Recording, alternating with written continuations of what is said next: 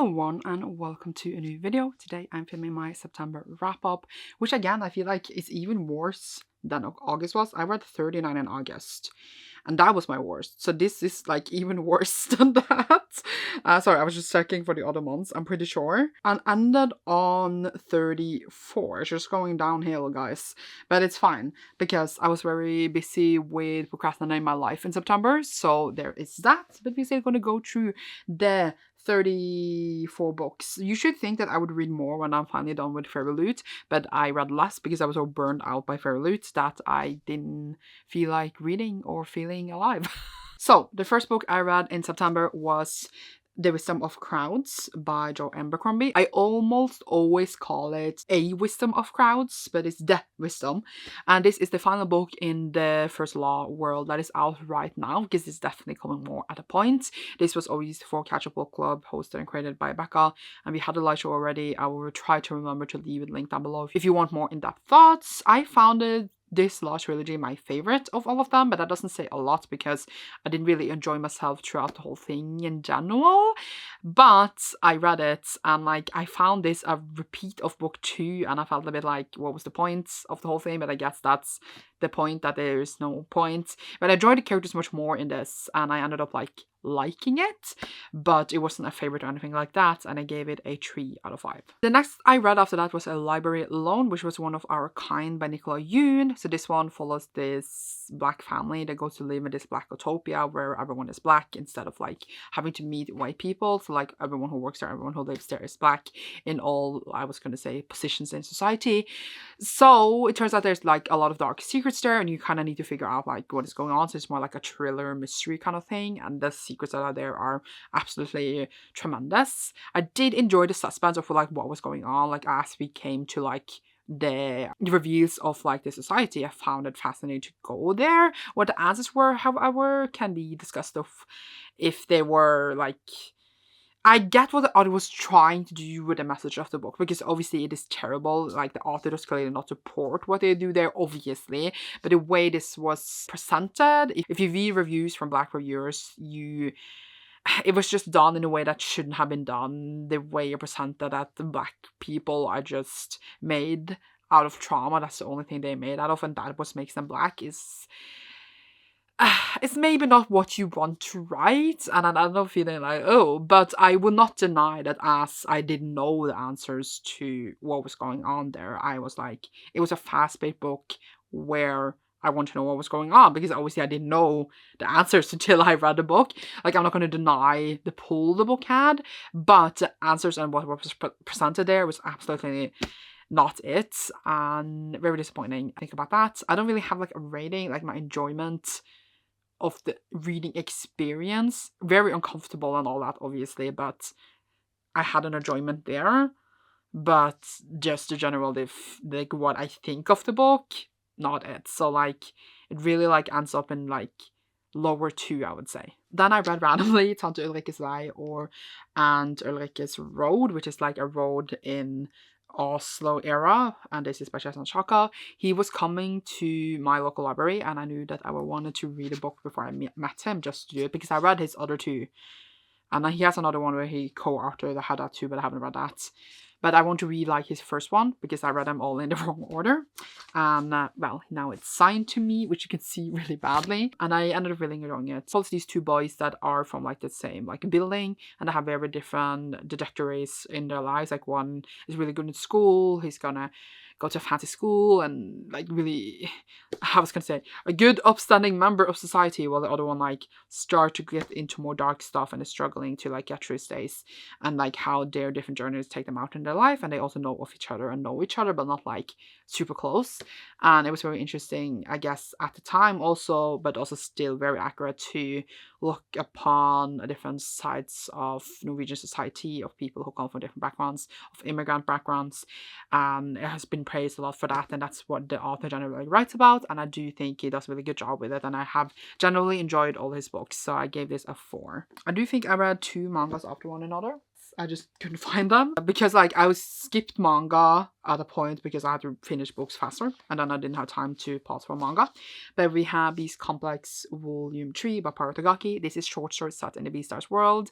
I really love the first one. The second one was okay, but I really love this one again. We saw some characters again and I love them so much. I love generally this world so much. The author says it is like coming home and that she would love to write more in the world, and I kind of wait for just more Beast Complex coming here and there over the years. It is gorgeous, funny.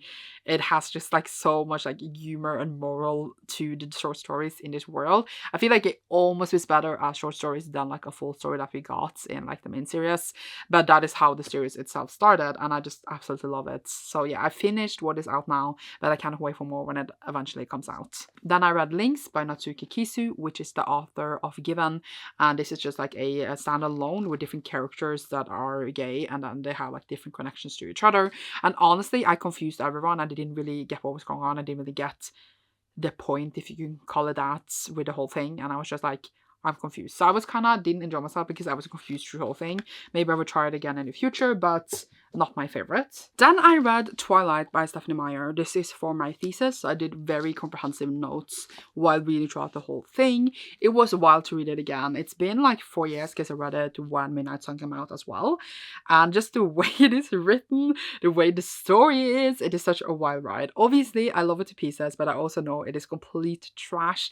Love it. Love to see it. It was so fun to read it again. And then I have like loads of other vampire books I need to read now because we changed a bit things around, so I'm very excited. Then I read Yours Truly by Abby Jimenez, but this was just chosen out I think for my Tumbling Pandas. This was for Magical Readathon prompt, which I forgot to say in the beginning of a video that I obviously did in September. But yeah, this was like a 5-star prediction, I think, and it was a 5-star. It was incredible. I didn't think I could be more in love than I was in Part of Your World, but I truly fell for these characters.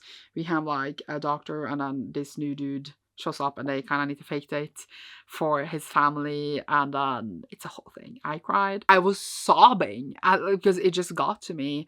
And I saw someone like talk about the book that if you can solve the whole conflict in a book in one sentence, then it's not a good book. And I'm like, maybe that's a really good point, but I don't care because I love the story and the characters and I don't care. But yeah, it truly like Abby Jimenez have me like by my throat right now, having read these two and given them both 5 stars.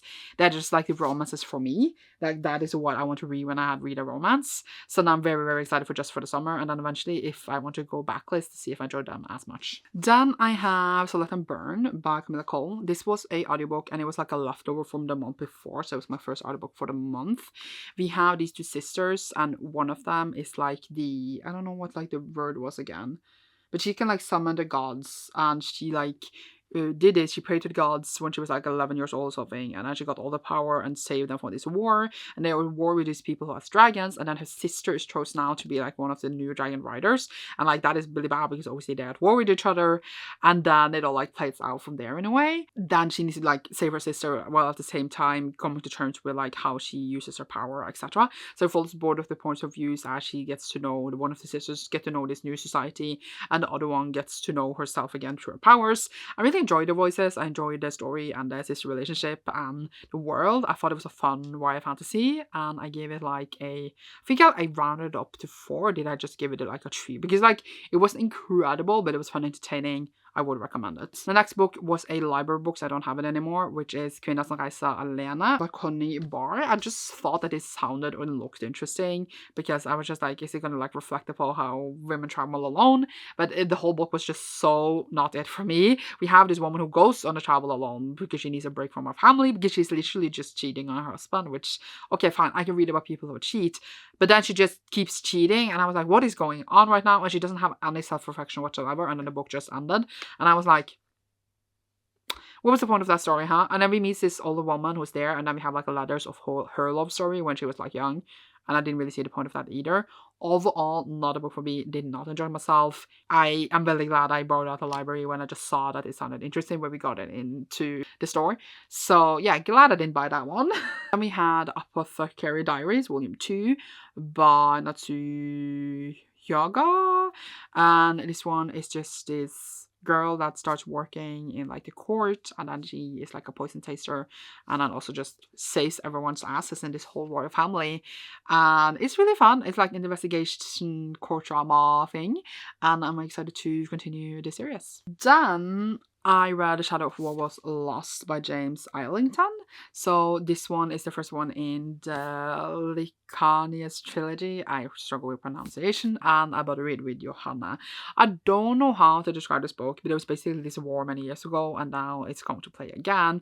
Maybe people are being reborn, maybe there's a war coming, maybe there is like magic in this world that was worked in a certain way and now it's working in a different way. Maybe there is some time travel, and I don't like know how to describe the story itself, but it's a bit confusing. It's very cool, very like interesting high fantasy. I did obviously read The Will of the Many earlier this year, and it's one of my, if not the favorite book I read this year, and I absolutely like love that book so much. So I expected to love this a lot, and I am enjoying it a lot, but not as much as The Will of the Many, but still very enjoyable. I gave this a 4, and we are continuing with the reread in October. My next read was on audio, and that was The Husbands by Holly Gramazio, and this one follows this young ordinary woman in London, and her attic is magic because out of her attic comes a husband, and she is not married. And then every time she sends up the husband to the attic again, a new husband comes down.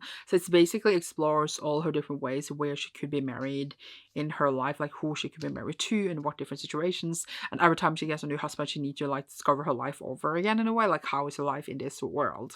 And it's like kind of in a loop, but she's not in a loop because obviously the year goes on, but in a way she's in a loop because she lives a new life every time she changes out her husbands, and then it goes a bit overboard and everything goes insane, and it is just a whole thing of how you can explore this concept. I found it very interesting. I found also that you kind of explored so many things through these husbands, and I really enjoyed just like the many ways we could do this concept, like so many different ways, and like it doesn't necessarily need a reason why. I just found it very fascinating because I tried to start imagining like what would happen if this happened to me, like how would I deal with this thing. And I just really like the ideas of what if. It's very much a what if book of like literally her being able to look into like the eye of like what if my life had gone this way. And I thought that was very interesting. I really liked how it was written. I liked our main character, even though she's obviously a very flawed normal human being, nothing perfect about her, but I just enjoyed how she explored herself through this husband. I enjoyed the book, how it's written. I just really honestly had a good time, and when I was not listening to it, I thought about it, and I've been thinking of it since. I do feel like I need to maybe buy myself a copy when it's out in the right height, which is next year probably. But I had a good time. I was enjoyable. It was interesting, fascinating. I could talk more about it and like discuss more about it. I would love to, but time limits, so let's move on. Give it a very strong 4 out of 5 stars because it's not a 5-star book for me, but it's a very strong 4-star. Then I was stuck, I was gonna call it a reading slump, where I was stuck in Interview with the Vampire for like 8 days or something. I don't use 8 days on a book. That means that everything else that I was planning to read was crammed together in like a panic. But I did finish it eventually. This was for my thesis as well. I don't think we can use it the same way we wanted to, but it was still an interesting read. I didn't necessarily even like it. I didn't like how it was written. I didn't like how the story was represented, even though I in general do like the story. I just couldn't get behind like the way it was represented, or presented, not represented. I don't even know what I rated it, but it was honestly not a series for me, and I know it's like 13 books, but I don't think that's gonna happen anytime soon, if ever. Then it was manga night with Cecilia, so I read a lot of manga in one go, which is very fun. We love that.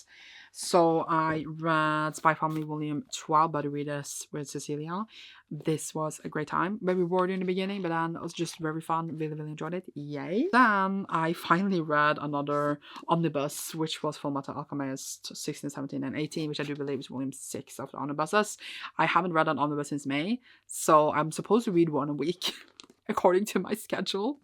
And I caught up, I think, in April, and then I just like it's been wild. So I'm supposed to be so much further in One Piece. I'm supposed to have been done with this ages ago, but I'm not. I filmed the vlog for this, but I don't know if I should post it because I don't know like if they're that interesting, so I don't know yet. I forgot to say that obviously I loved it, obviously, because I love the characters and the world and everything, but yeah. yay. I also read Banana Fish 3 and 4 because that's how my list works apparently.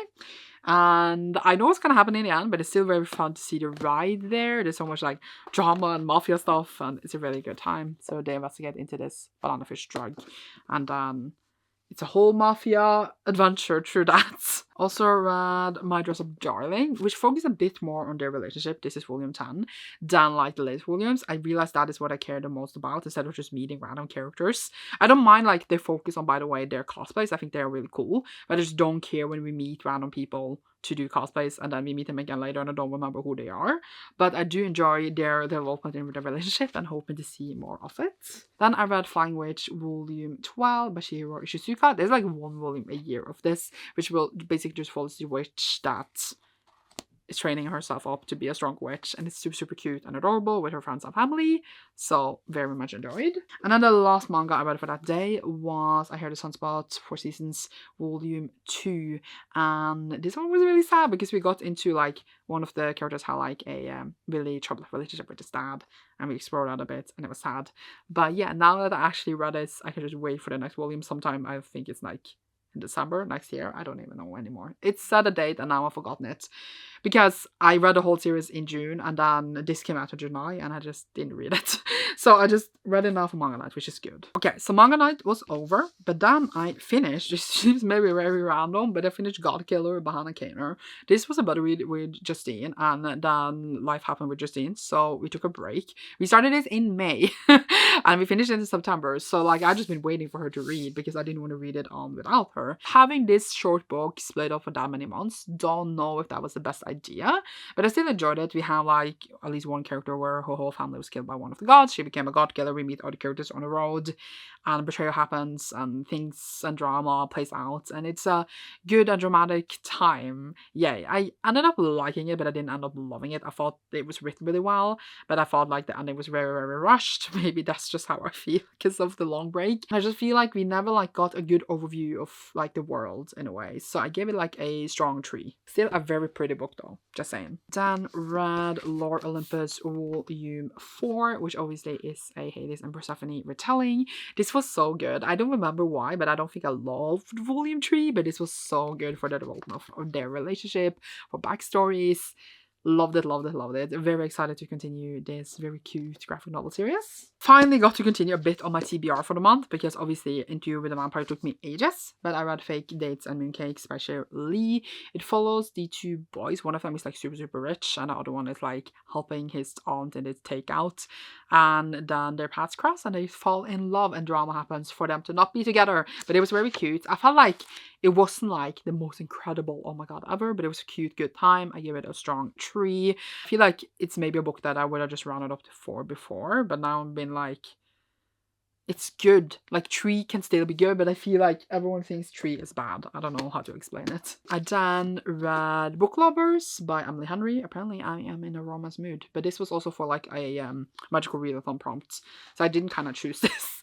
But either way, we have like an agent and a editor, and they have like been like a bit enemies, and then they meet on this holiday place and they fall for each other. It is very cute, but I just like felt like I was invested in the story, obviously wanted to be together and all that, but I didn't feel as invested because usually, you know, when we have a romance, they usually have a lot of like baggage, and then they need like come together and like deal with the baggage together, and that's usually when I cry. That's why I cry so much. And yours truly. But here I just didn't like feel as connected or that I cared as much for like their stories. I cared more for, what's her name again, Nora, than anything else, and I did find like the ending etc exactly where I thought it would go, very cute and all that, but I just like didn't fall completely for it. So again, this gets a 3, but obviously still super, super cute. Then I read Slutten or The End by Mats Langberg. This is a Swedish originally dystopia YA book where they find out that this comet is coming and they are dying in like 2 months. Like all of humanity is gonna die and there's nothing they can do about it. A bit like the Jennifer Lawrence movie, just that is like insane and comedic, and this was actually really sad. And I actually really enjoyed it. It was also for a magical readathon prompt, and And I enjoyed it because we follow teens, and while like teens and people tend to be a bit stupid, they were a bit stupid but still had fast character development that makes sense because they are closer into the end. You feel like your life is literally ending before your eyes. The society does fall a bit apart, but it was just done in such a way where it felt really endearing. I don't know how to say, like it really touched upon me, like the different characters. They are trying to investigate this murder to find like the murderer for their friend, even though like there's so little time left. They still feel like she deserved that, and it really, like, it was touching. And the way, for example, we have one of the characters here, she has cancer and she knew she was going to die for a long time, but now everyone else is dying too, so she has like a different kind of inner journey because she thought that everyone would move on when she was gone, but now they are not anymore. They also have like this chat thing they can chat into that they're going to send into space before they all die, or is being sent into space, etc. Like a last imprint from humankind. And I thought that that was also like touching in a way to see that part, to say goodbye in a way. From our one character, I enjoyed it actually much more than I thought I would. I thought it was well written. I thought it made you care a lot for the characters. I thought that a lot of stories like this are focused on saving the world and finding a solution to like the world ending, but here was just focused on the people living there and just dealing with the end in a way. And I thought it was done in a good way, so I would recommend it to people. I thought it was interesting, a bit dramatic, a bit fun, but also sad mostly. It really it touched me, and I do believe it is in English. It is translated into English, but at least it is in Swedish and Norwegian. I gave it a 4. Then I read another graphic novel, which is Kontroll, or The Dark Elf Tree, which is in Norwegian, which is dubbed as a Norwegian manga for some reason. Here we follow a dark elf, and he's like the last of his kind, and everyone is like scared of him, and etc. Racism, yay. And then he wants to find this nation where people like him can live safe. And the book tries to like bring up like racism and like capitalism, like different injustice in our world, injustice in our world. But I don't believe that the author has the ability to discuss these serious topics as much as in a good way as we would like. For example, in this one we introduced with a trans character, and like in the next page, like that trans character is being that named, and then we're just like, oh my god, you're mean, and then like we move on. And I feel like it's just not done in a way where you feel like we are, doesn't need to discuss it, but where we are exploring these topics that are very serious. And I get that we are like in a flawed world, and I assume there's going to be some kind of change to this world, but as a person, me who was reading it, like the first volume made me enraged of like how racism was like done on the page. It was very like surface level. I didn't manage to go into like what it was trying to bring up here. And I'm not saying that every author should have the ability to do this, but there's clearly something, the themes that the author cares for, and then I feel like you need to be more delicate, or like not necessarily delicate that people can handle it, but represented in a way where you are able to carry these topics. And I don't think that the series so far has been able to do it. I do think the art is very pretty. I do think the story is interesting, and I'm going to keep reading it, but I also feel like it's missing some pieces for the series topic to be handled, and I wonder how they will develop after a while. But I think so far that the author does not have the ability to discuss them in the story. That's what I got to say. That was very complex, I felt. Many words. And I read Crown of Feathers, again from Magical Reader from Prompt. This was a reread on audio. And this one follows these two sisters. Actually, this one follows one of the sisters, and she and her sister that have been surviving together wants to be Phoenix Riders, because that's what the family were, and the Phoenix Riders are taking it down. We follow another POV from a dude that is Phoenix Rider who's afraid of fire, and we follow another dude who is a soldier in the army from like the evil people that took over from the Phoenixes, but his parents was also killed by them, so his conflicted thoughts there, and then they all like come together in a way, and it's very actually fun. It goes and has tropes that you see a lot on these kinds of fantasies, but I feel like it plays on them very well. I feel it's written very well. I feel like the world was interesting. I want to read the rest. I read this now twice and I wanted to continue 2 and 3, which I do have on my shelf behind me somewhere. It's right behind me, but I think the chairs anyway. And I did want to like read them then like 2-3 years ago whenever I read the first one, but I never did. And now I really want to still, because it was still fun. I don't think I felt as much for it now upon reread, because I already knew what was coming, but it was still like a well-written good fantasy that I didn't think I would like at all, but I enjoyed it both the times I read it, and I'm still giving it a 4. Then I finally read Adulthood Rites, which is for my buddy reading Patreon. It's been going not that great for me. We have Octavia E. Butler as the author, obviously, and this one follows a young woman in the first one that wakes up in this room and doesn't understand how she got there. Turns out there's aliens and that they have saved Earth, and then you need to read more to find out how exactly they're going about that. It is very, very philosophical, interesting, goes into so many different topics and things. I thought the first book was one of the best I read this year. I really, really didn't love the second part of it when we got more humans. And this one was really weird. I don't think I enjoyed this as much as I wanted to. Like, I loved the first one, but I didn't love this as I loved the first one, which was a bit disappointing because I thought we would just go up and not down. I'm not saying like it is bad or anything, it's just the way and what was happening in this. It was, I don't understand really, but I don't know how to explain it because spoilers and all that, but yeah. I would just talk a bit about it in live with my patrons, and then I am excited, but now a bit skeptical to the third book. Not in a way that I think it would be bad, but I'm just like, what is gonna happen in that one in a way, you know? I gave it a 4, and then we also have The Instrumentalist by Harriet Constable. This one I got from Tandem Read Along, which we were doing a read along for it, which started a few days ago, and it follows this musician called Anna Maria, which is like a really, really famous musician from Venice in 15. There is a number 1696. Why I've been saying 15, I don't know. But it basically just follows her, how she grew up, how she was born to a mother who was a sex worker, and then her mother tried to drown her, and then she was giving way to this like school place, and then she grew up there and became a musician, and then like her struggles as like living as a woman, as a in this time wanting to be a musician, and then female friendship that doesn't go that well. Yeah, it was fine. Like, I don't think this genre is for me. It was very much like, she will be remembered, she will be cool, she wants to be the greatest, blah blah blah blah blah. It reminded me a bit of Adela Rue in the way that I was told. It was very like pushy on like, she will be the most famous, blah blah blah blah blah. Like, I get it was her ambition, but it was a bit much for me. I get that it was also trying to write about like being a woman in this time, which is obviously very interesting, and I get what the author was trying to do with those parts. I just like didn't really feel myself caring that much for a character. Like, I was told so much that I need to care about her that I ended up not caring about her. But I also think it's more to do with like the genre maybe than anything else, because it's not like really my kind of genre.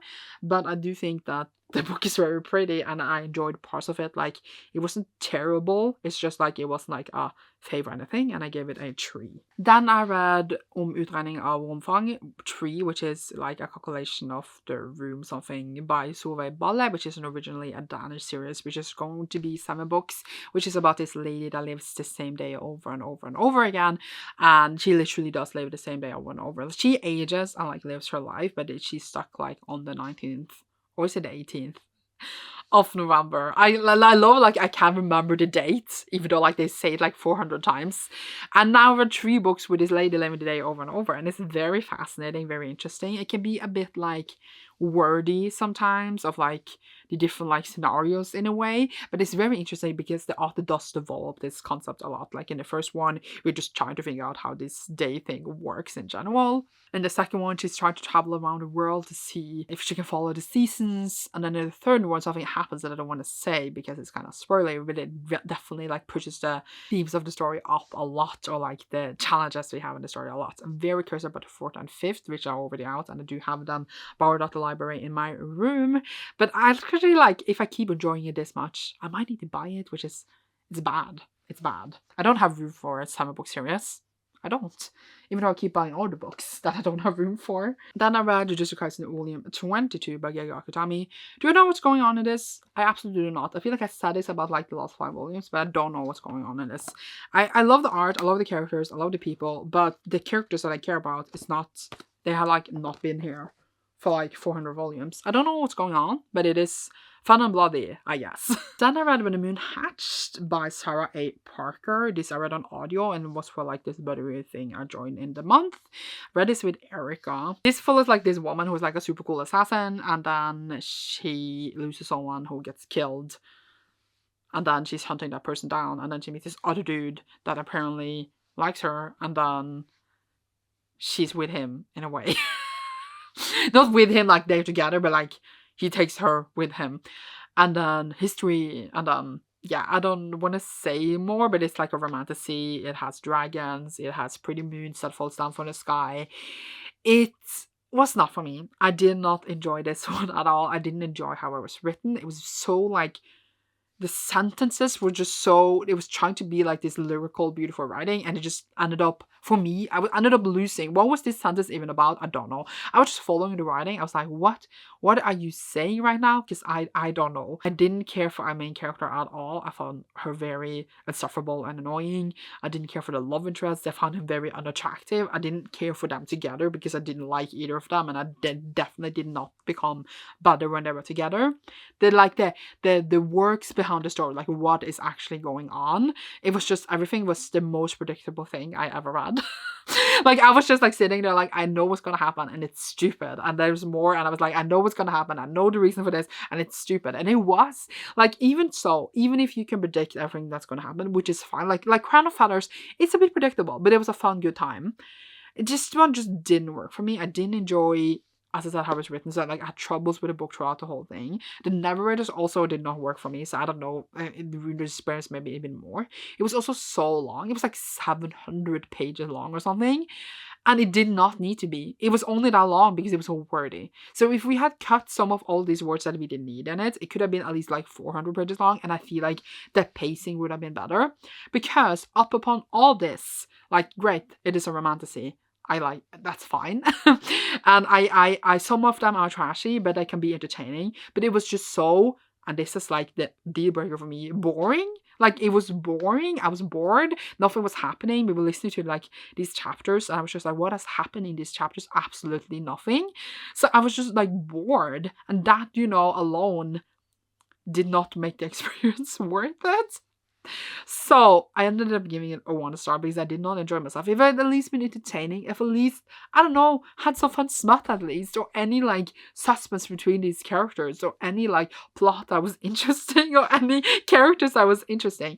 And it's just like, is it slow burn though if they are horny the second they see each other? And it only feels slow burn because it is 700 pages long and nothing is happening.